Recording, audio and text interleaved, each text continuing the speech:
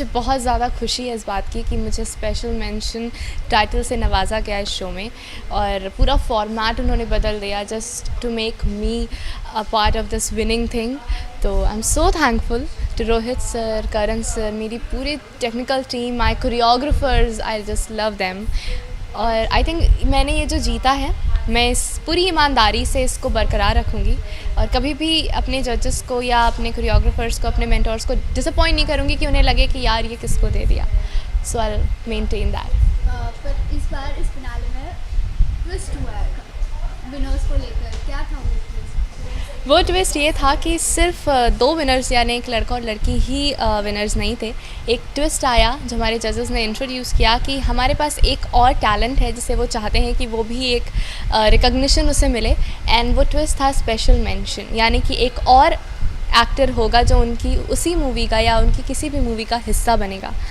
और जब वो ये ट्विस्ट अनाउंस कर रहे थे और नताशा और अमन ऑलरेडी विनर डिक्लेयर हो गए थे, तो आई वाज जस्ट प्रेइंग कि I think I deserve this thing.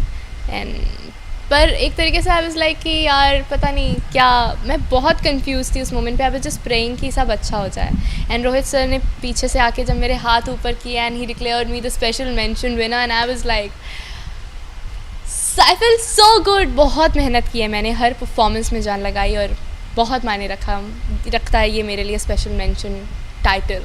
सो ये जर्नी कैसा था? यहाँ पर एक बिग बॉस हाउस बन गया था, second big boss house. Yes. तो वो पूरा जर्नी कैसा था? बिग बॉस से तो बहुत अलग है। हाँ, एक तरीका शायद वही है कि हम अकेडमी में हैं, पर तरीका बेस सेम है, बाकी सब कुछ बहुत अलग है। यहाँ पे जो मेरी जर्नी रही है ना, वो बहुत इंटरेस्टिंग रही है। मैं जब आई तो मैं एक कॉमनर थी और बहुत सारे चैलेंजेस फेस किए मैंने, बहुत सारे क्वेश्चंस मैंने फेस किए रिगार्डिंग माय पर्सनालिटी, माय रहना उठना बैठना, हर चीज़, स्पेशली खाना पीना तक। और फिर मैंने प्रूव किया मैंने कहा कि मेरे पास जवाब देने के लिए कुछ नहीं है, सिर्फ मेरा काम है।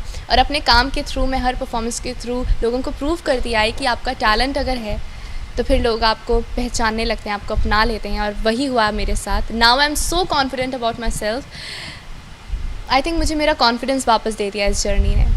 सो इस कंपटीशन में सबसे टफ कॉम्पिटिटर कौन था? आई थिंक नताशा और नैना। मैं अपनी फर्स्ट वीडी से बताती चली आ रही हूँ कि मेरे लिए 2 टफ कॉम्पिटिटर्स रहे हैं हमेशा, नताशा और नैना। और नताशा तो हमारी विनर भी बन चुकी हैं, अब तो प्रूव भी कर दिया था उन्होंने।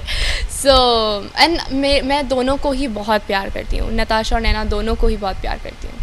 तो अगर ये इस घर की बात की, जैसे कौन सा एक स्पेसिफिक जगह है जो आप बहुत मिस करोगे?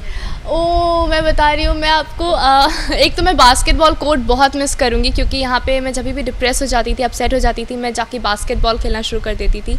दूसरा जो हमारा रेड डॉम है, उसमें जो मेरा बेड है ना, दैट कम्फी प्लेस, मैं उसको बहुत मिस करूँगी। बिकॉज़ वो वहाँ पे मैंने बहुत कुछ लिखा है, जब बहुत कुछ यादें बटोरी हैं। So these 2 places I miss a lot.